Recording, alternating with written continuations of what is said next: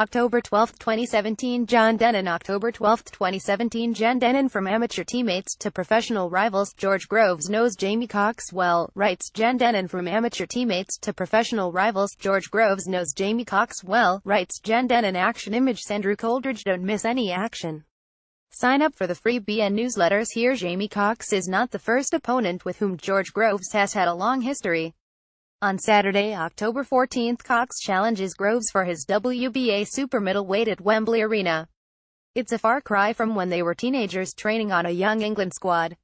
He's a bit older than me. We boxed in the youth team together, so under 19s. He then progressed to the seniors and boxed in the Commonwealth Games and turned professional.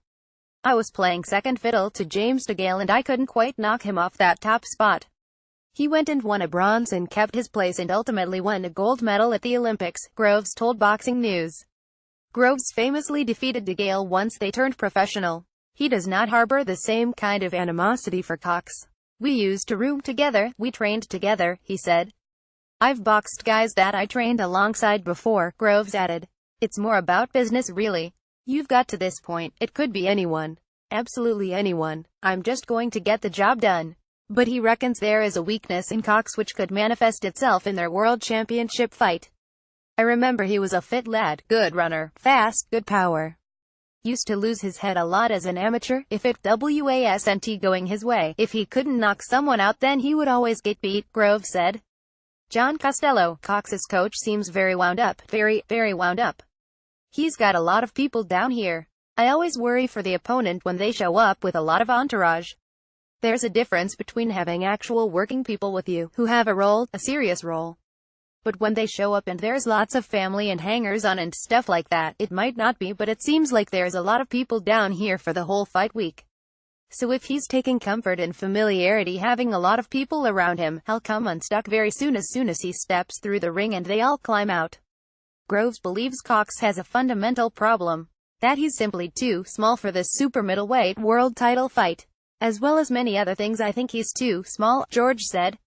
I think when I land the big heavy shots, I think he's going to go. Obviously he's unbeaten, he's never been stopped before so we don't know how good his chin is. I know he's a fit lad, which will aid his power of recovery. I do think I hit too hard. I'm a big heavy-handed super middleweight, especially since getting back and working with Shane McGuigan. The previous coach, he trained the power out of me. We never ever worked on punching hard. With Shane everything's about punching hard. Since then we've had 5 fights, 3 knockouts and a world title. I'm in good form, ready to go. Chris Eubank Jr. entered the World Boxing Super Series in dazzling style as he halted Avni Yildirim in just 3 rounds. This fight is another WBSS quarterfinal. Groves though feels no pressure to push for a sudden stoppage. If I could pick between winning and potentially winning, well, I'd just pick winning. I'd rather just be safe and get the job done, like everyone would in this tournament, because there is a lot at stake, he says. Winning is all that matters.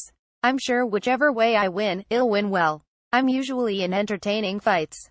I don't have to worry about being boring. Groves vs. Cox tickets are available from £35 at AXS.com. Or watch live on ITV Box Office. Register at itvboxoffice.com. Read more articles by John Dennen.